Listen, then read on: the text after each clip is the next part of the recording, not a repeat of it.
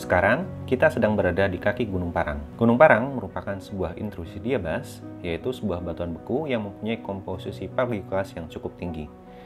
Batuan ini memiliki karakteristik ukuran butir yang sangat halus, yang disebut sebagai afanitik, sehingga untuk mengamatinya kita memerlukan alat bantu. Seperti kita lihat di sini, ini adalah tekstur yang dicirikan oleh diabas. Jadi ada mineral-mineral yang membentuk pemanjang, yaitu adalah plagioklas, kemudian dikelilingi oleh mineral piroksen yang berwarna gelap. Kemudian batuan yang berbutir halus ini disebut juga sebagai afanitik. Ini setara dengan gabbro ataupun dengan basalt. Kemudian kadang-kadang kita menjumpai pada diabas ini terbentuk proses pelapukan, sama seperti kita menjumpai batu pasir, di mana bentuk pelapukan ini membentuk kulit bawang.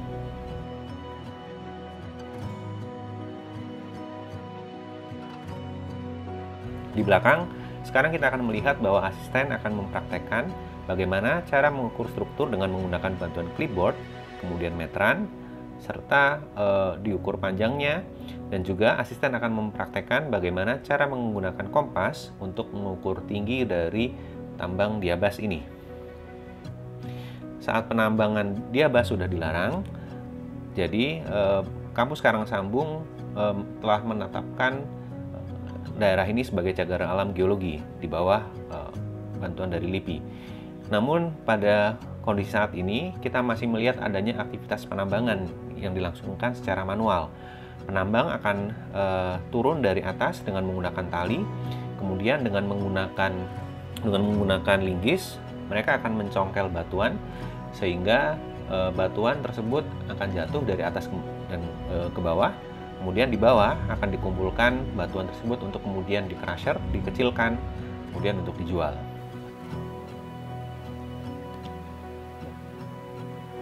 Nah, sekarang kita akan mengukur ketinggian lereng menggunakan kompas.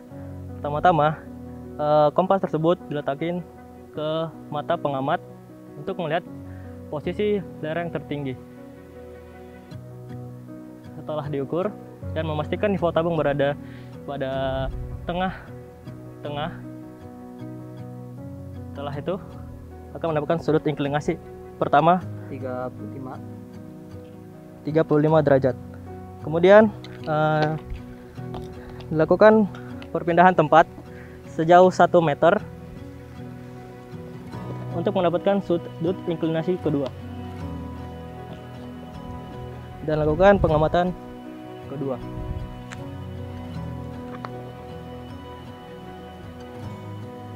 Setelah memastikan gelembung pada nivou tabung di tengah-tengah, kita mendapatkan sudut yang kedua 43.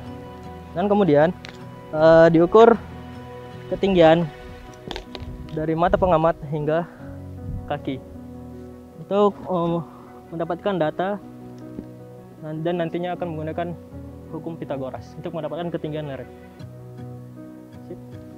150. Dan nantinya menggunakan persamaan Pitagoras akan mendapatkan ketinggian lereng dari lereng yang diamati. Sekian.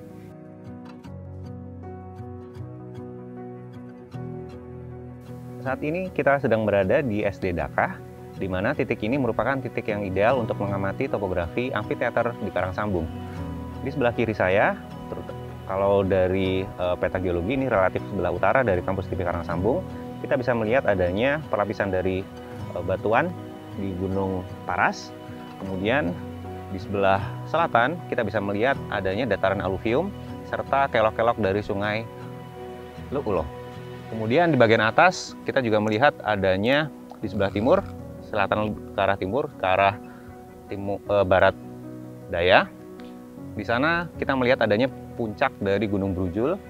Kemudian dari titik Dakah ini, ketika kita melihat ke arah utara, maka komposisi dari batuan cenderung bercampur atau yang disebut sebagai zona melange, di mana ini adalah bahasa Perancis yang artinya adalah campuran, Jadi mulai dari titik Dakah ini ke arah utara, kita akan menjumpai batuan-batuan yang bercampur. Ada batuan sedimen, batuan metamorf, serta batuan beku.